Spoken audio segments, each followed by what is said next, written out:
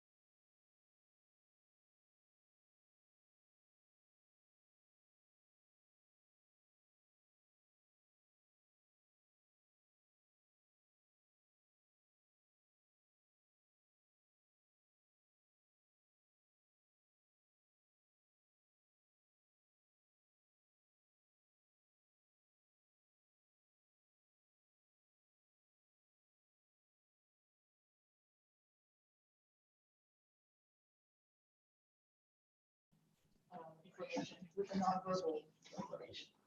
Okay. So here's a few examples to show. This next slides are showing the parallels between the verb phrase and the complex predicate in this case. So in some cases, the verb itself can give you the boundedness, right? So run, we said, is atylic on its own, but something like catch, die, or arrive is telic. There is an endpoint to the event. It's a bounded event, right? You have the same thing in the complex predicates in the light verb structures, right? So you have some that are inherently bounded, and then you have things like keshidan, which has a durative and unbounded. The goal PP that I mentioned, so John ran to the store, becomes telic, and you have also things with a PP nonverbal elements are telic light verb constructions in Persian, right? So if you have a goal in the light verb construction, that becomes a telic, a bounded event. Results, the result states. So John hammered the nail flat is a resultative in English. I don't think we have that in Persian, so I left it blank, unless someone has discovered it. But the socks dried, where you have a result state, it's a bounded event, and same for the Persian counterpart of it, it's a bounded event. And more interestingly, when we're talking about the bounded thing, the measure noun internal argument. So John ate pizza versus John ate a slice of pizza, where you have a bounded noun now, and that makes it telic. And in the light verb construction, you get something similar. So this is the locative verb example, rogan zadan versus daspan zadan, right? They're both with the same light verb, but one is atelic, the first one, and the second one is telic. And this is similar to in English.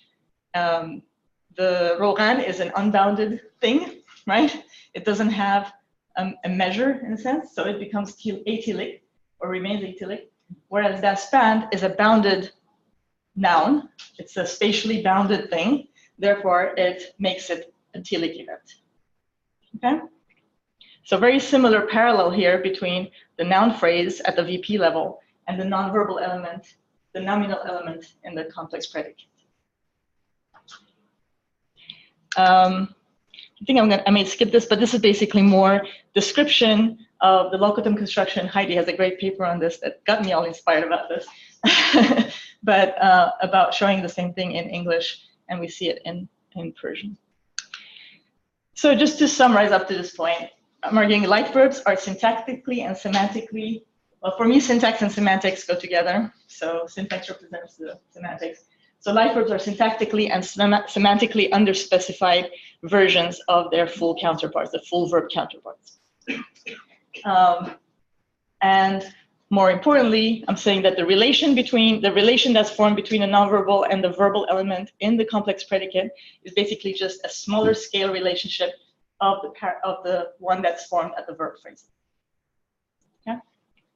And we see that in aspect that is derived compositionally in the same way, except for the case of the complex predicate, when we have the nonverbal element and the light verb, we call it lexical aspect.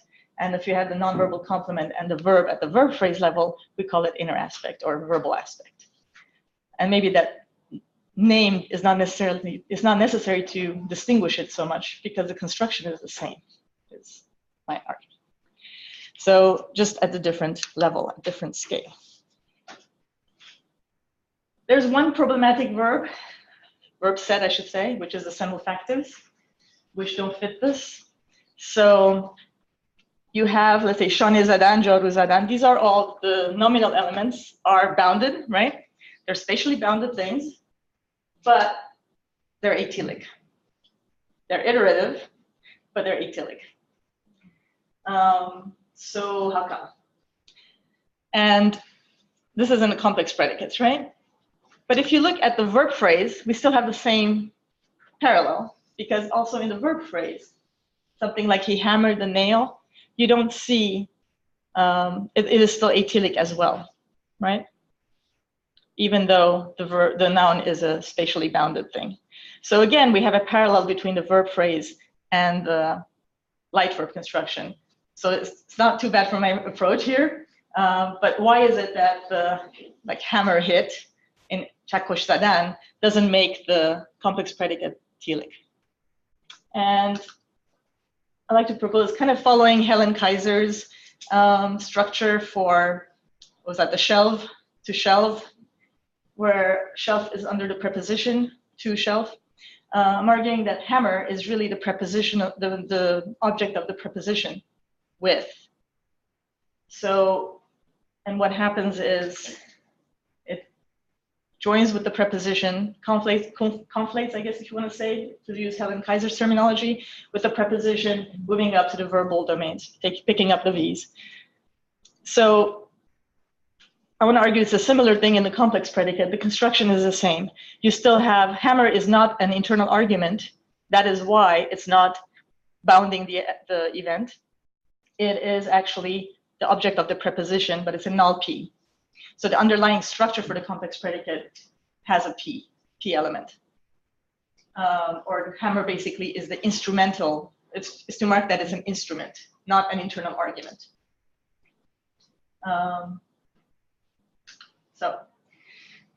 So again, there's still a parallel between the verb phrase and the complex predicate in this case, in that the nonverbal complement in the verb phrase and the nonverbal element in the complex predicate, both of them, even though they're bounded, spatially bounded things, they don't give rise to bounded or telic events here.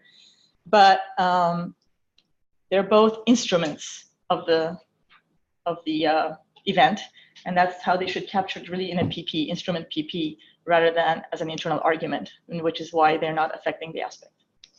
Okay. Now, where do you join the PP? I have no idea. If you want to have it the structure of Helen Kaiser or something else, that one I haven't figured out, but it should be represented under the instrument PP. Okay. So, sorry. Where am I? I'm past. I'm out. Can you fix me, please? Which slide do you want? I want to do conclusion slide. Apologies. I'm actually a computational linguist, but technically very unsavvy, apparently. Thank you. That one. Thanks. So this is just to kind of bring it all together. First of all, for me, everything is compositional, as you may have seen. Everything is formed at all levels by putting together the information from everything into this, and the final structure is what gives you the interpretation and the meaning and the characteristics in terms of argument structure and boundedness and everything. And the light verbs are, as I said, underspecified versions of the thematic verb, but these structures are recursive, just repeated at different scales, and the relationships between them are parallel. And how do you represent this in linguistics? And this is where I think I'm kind of stuck.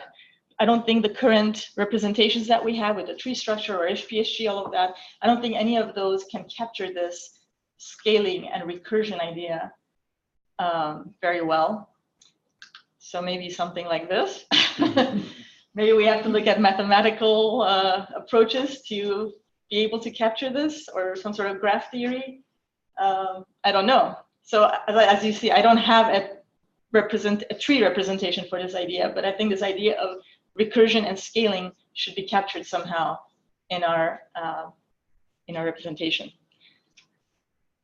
So a few things I wanted to finish with. Some of the consequences of this approach would be, first of all, there's no need to have a light verb category. You can't just, there's no discrete category like that.